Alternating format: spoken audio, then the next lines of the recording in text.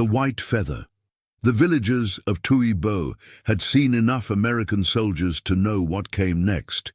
When the helicopter touched down in the clearing just beyond their rice paddies on that sweltering morning in August 1969, mothers pulled their children close and old men lowered their eyes.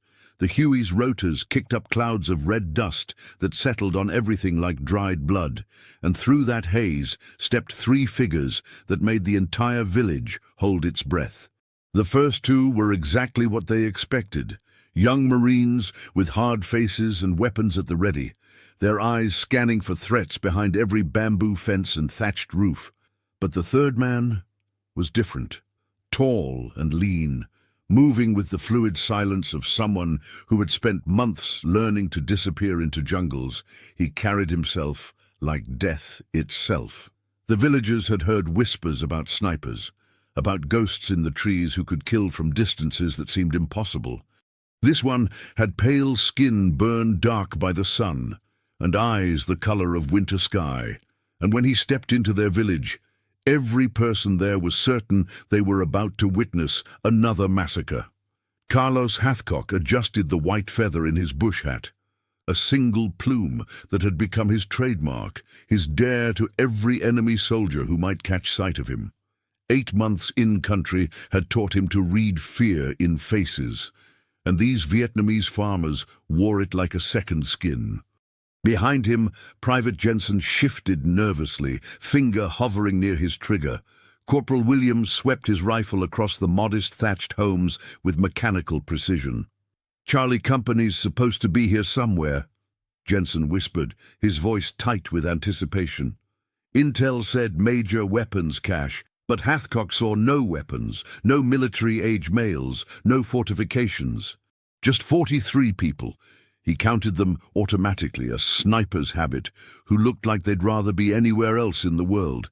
The village elder, a weathered man whose hands bore 7 decades of working these same fields, stepped forward with the slow dignity of someone who had already made peace with dying. Behind him, the other villagers watched in absolute silence. Some were crying, others prayed to ancestors they hoped might intercede. A few children peered around their mothers' legs, too young to understand, but old enough to feel the terrible tension in the air. Hathcock could see it all in an instant, the fear, the resignation, the way people positioned themselves to shield their families. He had seen this same expression on the faces of enemy soldiers in his rifle scope, that moment when they realized death had found them. But these weren't soldiers. The closest thing to a weapon in the entire village was an old hunting rifle that hadn't been fired in years, hanging forgotten above the elder's fireplace. The 2 Marines flanking him were waiting for orders. Protocol was clear. Search every structure, interrogate anyone who might have information, use whatever force necessary to complete the mission. These people could be harboring supplies or weapons or intelligence. The fact that they looked innocent meant nothing.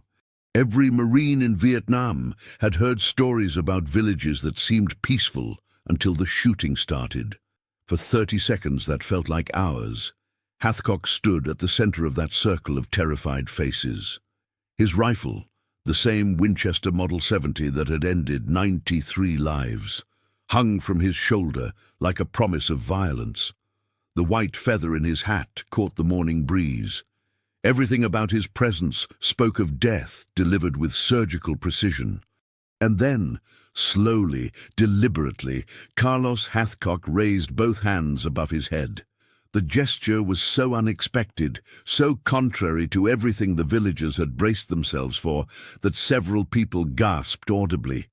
Here was the most dangerous American sniper in Vietnam, the man whose very name was whispered in fear, offering the universal sign of peace, not surrender. There was nothing submissive in his posture, but peace. "What the hell are you doing?" Williams hissed, but Hathcock ignored him. "We're not here to hurt anyone," he said in English, knowing that someone would understand enough to translate. "We received bad information. We're looking for weapons that aren't here." A teenage boy stepped forward on trembling legs. Hathcock could see the intelligence in his eyes, the careful way he processed the English words before rendering them into Vietnamese.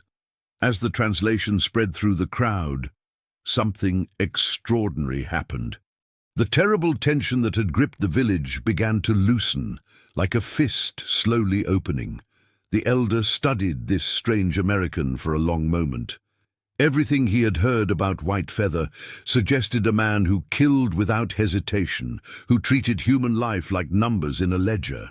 Yet here he stood, hands raised, speaking of peace, in a voice that carried no threat. "Tell him," the elder said to the boy, "that if he puts away his war, we will share our peace." If stories like this make you question what you'd do in someone else's boots, tell us in the comments how you imagine you'd react in this village. And stay with us for the next chapters. How do you choose between following orders and following your conscience when both paths lead into darkness? What followed was the most surreal hour of Carlos Hathcock's military career. The Marines were invited to sit in the shade of the village's largest tree, a massive banyan whose roots had been drinking from these paddies since before the French came. Children who had been hiding behind their mothers began to peek out with curiosity. Women brought water in ceramic cups that had been in their families for generations, delicate things painted with blue flowers that seemed impossibly fragile in this world of helicopters and rifles. Hathcock found himself sitting across from the elder, both men studying each other with the careful attention they might give to a puzzle. Through the teenager, who introduced himself as Min, they began to talk, not about the war, but about simpler things. The elder's name was Duke, and he had been a hunter in his youth, before age made his hands too unsteady for a rifle. "My grandfather told me," Duke said through the translator, "that a man who can take life must also know when to give it back." The words hit Hathcock harder than enemy fire. In 8 months of war, no one had ever spoken to him about the moral weight of his skills. He was a Marine sniper, a precision instrument of warfare, a man who solved problems by putting bullets exactly where they needed to go. But sitting in this peaceful village, watching children play games that had been played for centuries, he found himself thinking about the 93 men who had died in his crosshairs, and what their villages might have looked like. Jensen and Williams remained standing, weapons ready, their confusion obvious. They had been trained for combat, prepared for resistance, ready to use force to extract information. Instead, they were watching their legendary sniper engage in something that looked suspiciously like diplomacy. It didn't fit any manual they had studied. "This is wrong," Williams muttered under his breath. "We should be searching house to house. These people could be hiding anything." But Hathcock was learning things no search would have revealed. Duke spoke of the monsoon season, of planting rice, of children who had been born in this village and grown old without ever traveling more than 20 kilometers from where they sat. He spoke of the French, who had come with promises and left with scars.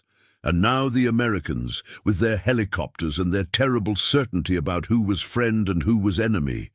The ceramic cup in Hathcock's hands was still warm from the tea that had been poured into it. Such a small thing, hospitality offered to an armed stranger. He had been taught that the Vietnamese were inscrutable, alien in their thinking, yet here was Duke, offering the same courtesy Hathcock's own grandfather might have shown to a visitor on their Arkansas farm. Through the translator, he learned that Thuy Bo had lost 7 young men to the war, some to the North Vietnamese army, some to the Viet Cong, some to American bombs that couldn't distinguish between military targets and farmers working their fields. The village had survived by keeping its head down, by avoiding attention from any side, until today, when bad intelligence had painted a target on their backs. "Why did you stop?" Duke asked suddenly, the question translated with careful precision. "Your soldiers were ready to search. You could have done what you came to do." Hathcock stared into his tea, watching the leaves settle at the bottom of the cup. How could he explain that moment of recognition when he had seen his own grandfather's dignity reflected in a Vietnamese farmer's eyes? How could he tell this man that for 30 seconds the weight of 93 kills had pressed against his chest like a physical thing, making it hard to breathe? "Because you're not the enemy," he said finally. "You're just people trying to live." The translation hung in the air between them. Duke nodded slowly, as if confirming something he had suspected but hadn't dared to believe. When it came time to leave, the villagers gathered to watch the Americans walk back to their helicopter. The children had grown bold enough to wave. The women offered small gifts, a handful of rice, a flower, a blessing whispered in words Hathcock couldn't understand but felt in his bones. As the Huey lifted off, kicking up that same red dust, Hathcock looked down at the village growing smaller below. Duke stood in the center of the clearing, one hand raised in farewell. The scene looked exactly like dozens of other villages Hathcock had seen from helicopters, but now he knew that each one contained stories, families, people who had names and histories and dreams that had nothing to do with war. The ceramic cup sat in his pack, wrapped carefully in a spare sock. He wasn't sure why he had kept it, only that leaving it behind felt like abandoning something precious. What do you do when kindness becomes heavier than hatred? The incident was never officially reported. How could it be? A Marine sniper team had failed to find enemy supplies, failed to gather intelligence, failed to advance any tactical objective. Instead, they had shared tea with potential enemy sympathizers and left empty-handed. In the context of military operations, it was a complete failure. But for Carlos Hathcock, it was the beginning of a different kind of understanding. Back at Firebase Charlie, he went through the motions of debriefing, filing the paperwork that would disappear into the vast bureaucratic machinery of war. "No significant enemy contact," he wrote. "Village cleared and determined to be of no strategic value." The words felt like lies, but they were the only truth the system could process. Williams and Jensen said nothing about the tea, about the ceramic cups, about the way their sniper had raised his hands in peace. But Hathcock could feel their questions in the space between words. He caught them watching him during chow, during equipment checks, during the long hours when they waited for the next mission. 3 days later, the questions came. "You going soft on us, Hathcock?" Williams asked, as they cleaned their weapons in the humid twilight. That wasn't exactly by the book back there. "The book doesn't cover everything," Hathcock replied, running a cleaning rod through his rifle barrel with mechanical precision. "Book covers enough. These people, they're not our friends. Half of them probably have family in the NVA. The other half are supplying the Kong with rice and information." Williams's voice carried the certainty of a man who had never doubted what he'd been taught. "You start seeing them as people instead of potential targets. That's when you get yourself killed. That's when you get us killed." Hathcock didn't respond immediately. He thought about Duke's weathered hands, about children playing games in the shadow of their parents' fear, about the careful way Min had translated each word as if the wrong phrase might restart the killing. "Maybe," he said finally, "or maybe when we stop seeing them as people, that's when we lose something we can't get back." The conversation ended there, but the weight of it lingered. That night, Hathcock lay on his bunk and stared at the corrugated metal ceiling, listening to incoming artillery in the distance. Somewhere out there, the war continued its grinding advance through villages and rice paddies and the lives of people who just wanted to be left alone. He pulled out a sheet of paper and began writing to his wife back in Arkansas. "Dear Joe," he started, then stopped. How could he explain what had happened in Tuy Bo? How could he tell her that he had met the enemy and found them to be farmers and grandmothers and children who reminded him of home? Instead, he wrote about the weather, about missing her cooking, about counting the days until his tour ended. Safe words that carried none of the weight of what he was actually thinking. The ceramic cup sat in his footlocker, wrapped in cloth like a secret he couldn't share. A week passed, then 2. Hathcock continued his duties as a sniper, and his confirmed kill count eventually rose to 93. Yet something had changed in those moments when he raised his hands in peace. The mathematical precision of his shooting remained the same, but the weight of each decision grew heavier. During a mission near Duc Pho, he had a North Vietnamese regular in his crosshairs, a clean shot, an easy kill that would advance his already legendary reputation. For 3 seconds, that felt like forever. He watched the man through his scope. The soldier was young, maybe 19, and he was reading a letter. Reading it with the careful attention of someone precious to him, had written those words.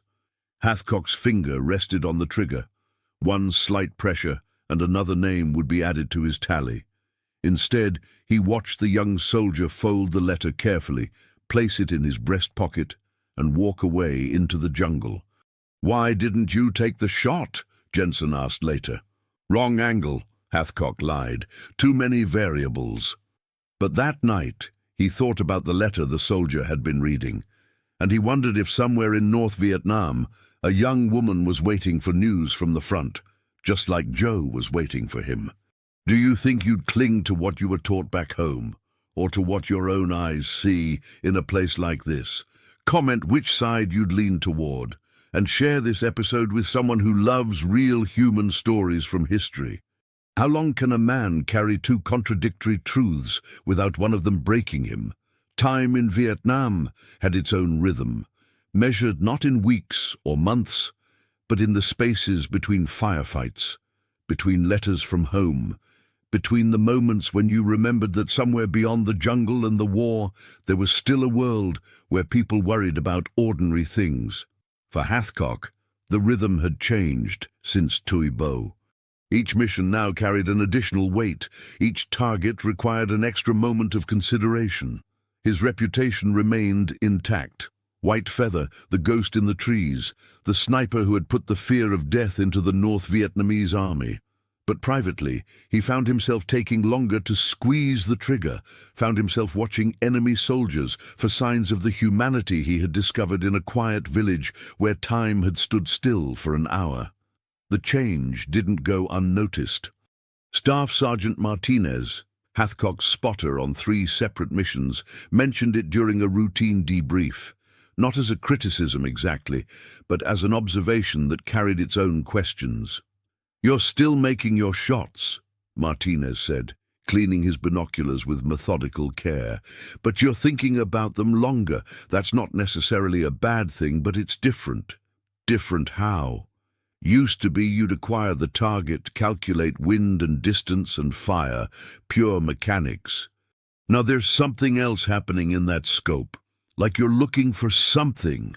Martinez was right, though Hathcock couldn't articulate what he was searching for. Sometimes he found it, a gesture, an expression, something that reminded him that the figure in his crosshairs had woken up that morning, thinking about breakfast, or a letter from home, or whether the rains would come early this year.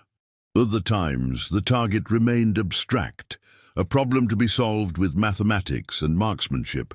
On a particularly humid afternoon in late September, that search led to an unexpected discovery.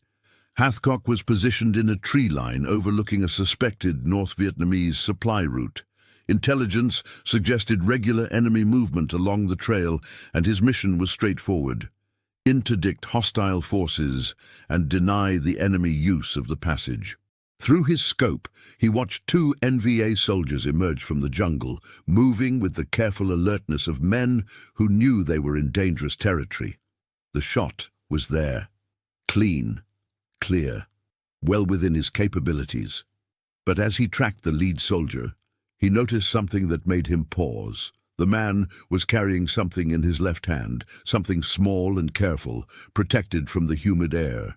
Through the precision optics of his scope, Hathcock could see it clearly, a ceramic cup painted with blue flowers, delicate and impossibly fragile, exactly like the one wrapped in cloth in his own footlocker. The soldier paused at a stream crossing, knelt carefully, and dipped the cup into the clear water. He drank slowly, reverently, as if the cup held more than just stream water, as if it carried memories of home, of someone who had painted those blue flowers with loving attention to detail. Hathcock's finger remained on the trigger, but he couldn't bring himself to complete the mechanics of killing. This soldier wasn't just an enemy combatant, he was someone's son, someone's brother, someone who treasured a ceramic cup enough to carry it through a war zone where every ounce mattered. The moment stretched, sniper and soldier connected by an invisible line of shared recognition. Finally, the NVA soldier rose, carefully tucked the cup into his pack, and continued down the trail. Hathcock watched him disappear into the jungle, another opportunity transformed into a quiet act of mercy.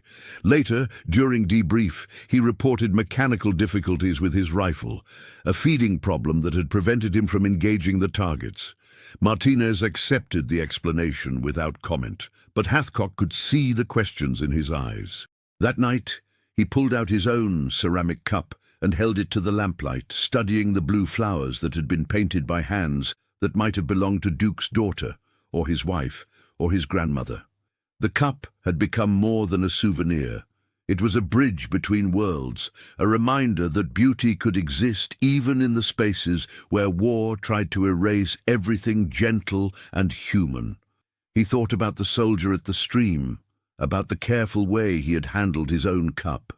Somewhere in the jungle, that man was probably settling in for another night of war, another day of carrying precious things through a world that seemed determined to break them.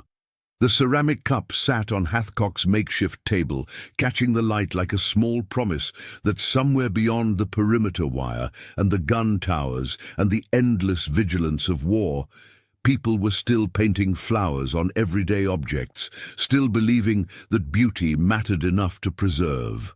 What do you treasure most when everything else has been stripped away? The revelation came in October, 3 weeks after the incident at the stream, in the form of captured documents that made their way through intelligence channels to Hathcock's firebase. Among the enemy communications was something that stopped him cold, a detailed description of White Feather, complete with warnings about his tactics, his preferred positions, and the distinctive plume he wore in his hat. But it was the final paragraph that shattered everything he thought he understood about his reputation.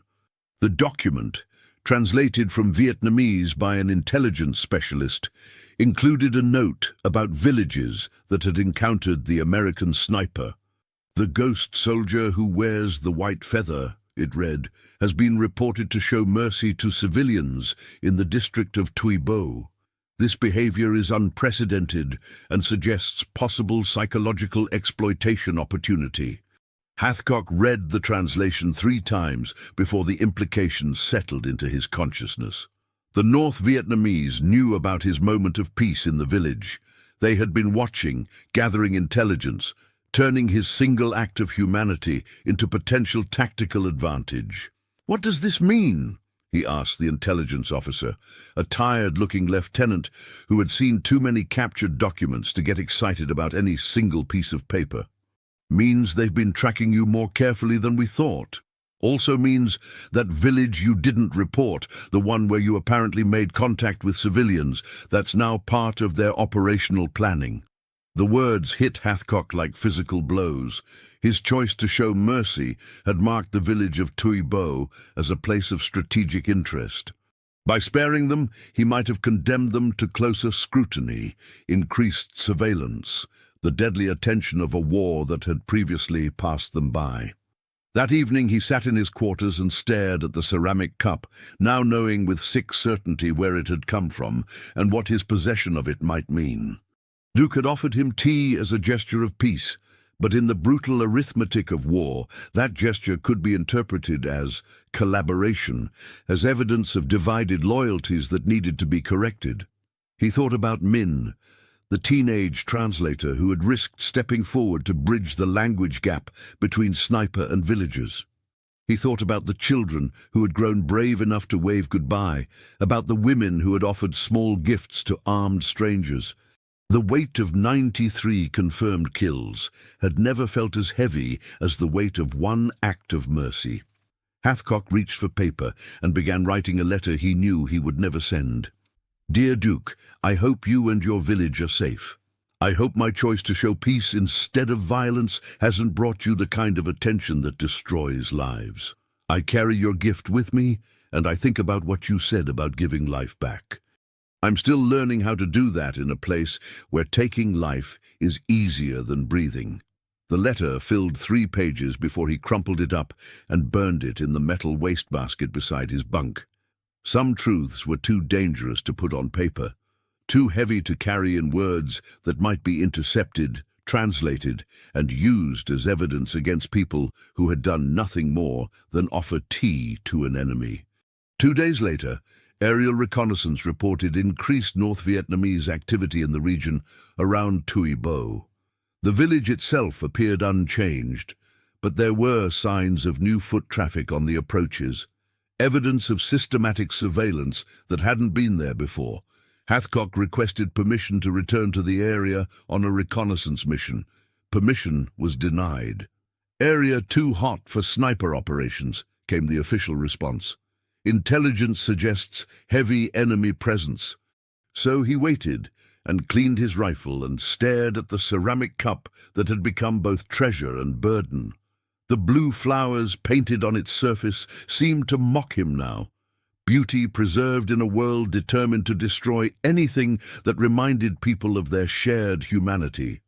In his footlocker, wrapped in the same careful cloth, sat a piece of the most dangerous evidence in the war.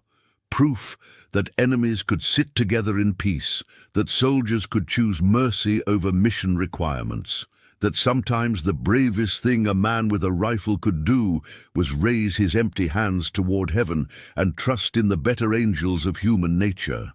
The ceramic cup held more than water now. It held the weight of unintended consequences, the terrible responsibility of choices made with good intentions in a place where good intentions could get innocent people killed.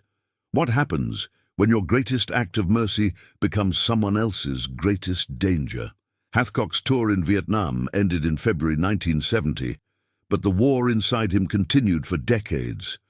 He returned to Arkansas carrying a duffel bag, a rifle, and a ceramic cup wrapped in cloth that had grown soft from handling. He never spoke about Tuy Bo to his wife, never mentioned the village where he had learned that mercy could be more dangerous than marksmanship. The transition to civilian life followed the familiar patterns of countless veterans: restless nights, sudden starts at loud noises, the peculiar weight of living in a world where people complained about traffic and weather instead of incoming artillery. But for Hathcock, there was an additional burden, the knowledge that somewhere in the files of military intelligence there existed documentation of his moment of peace and its consequences.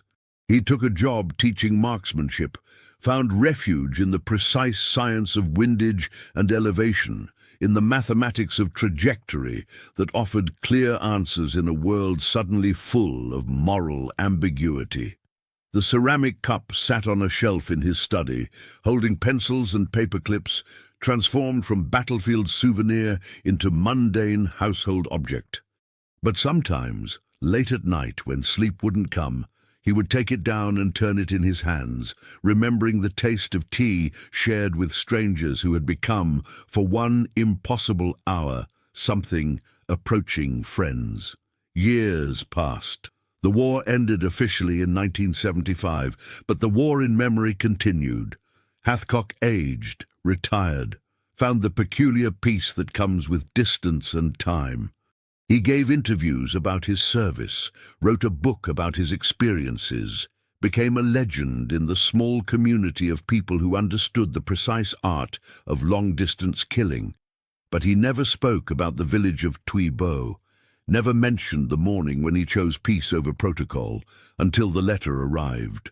It was March 1999, 30 years after that sweltering August morning when helicopters had stirred red dust into the air above rice paddies. The envelope was addressed in careful English to Gunny Carlos Hathcock, forwarded through Veterans Affairs and military channels with the methodical precision of bureaucracy tracking down ghosts from old wars. Inside was a single photograph, an elderly Vietnamese man standing beside a modest house in what appeared to be a refugee community in California.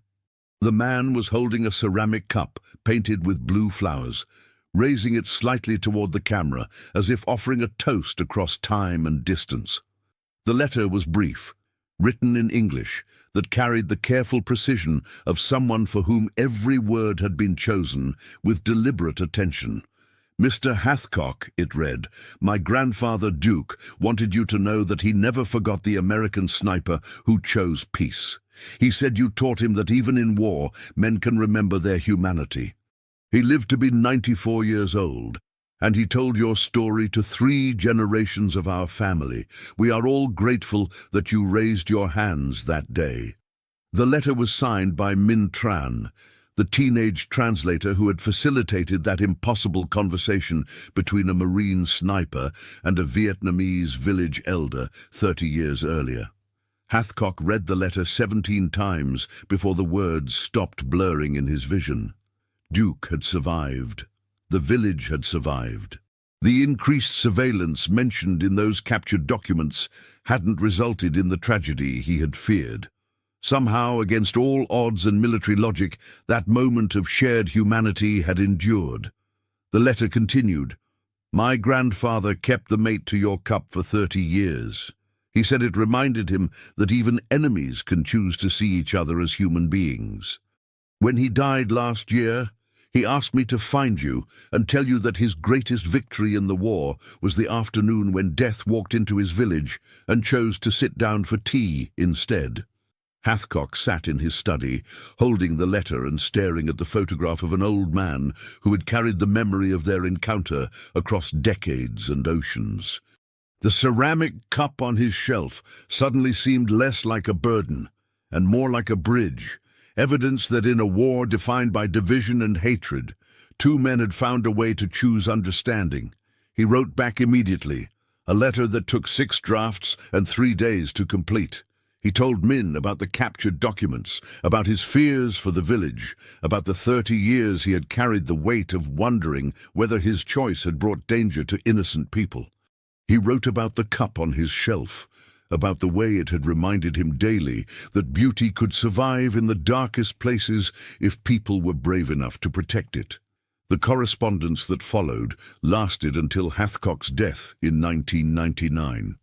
Letters that crossed the Pacific with stories of adaptation and memory, of children and grandchildren who grew up knowing that their grandfather had once shared tea with an enemy sniper and discovered that the distance between hatred and understanding could be measured in the time it takes to raise empty hands toward heaven. Hathcock kept Minh's first letter until the day he died, a reminder that in a war measured by body counts and strategic objectives, the most important victory might have been the lives he chose not to take. In a conflict that rarely allowed for such moments, he had discovered that sometimes the greatest act of strength is the decision to show mercy. The ceramic cup still sits on a shelf, no longer holding pencils, but occupying a place of honor in a small museum dedicated to the memory of a sniper who learned that true marksmanship sometimes means knowing when not to pull the trigger. Visitors often ask about its significance, about why such a simple object merits display alongside medals and commendations and the tools of precise warfare. The answer is written on a small placard beneath the cup. Sometimes the most dangerous weapon a soldier can carry is the courage to see enemies as human beings. If this story reminded you that even in the darkest times, small acts of humanity still matter, subscribe to the channel, tell us which country you watch from, and invite someone to revisit history with us in the next story. What would you remember more? The weight of hatred or the warmth of a cup shared with a stranger?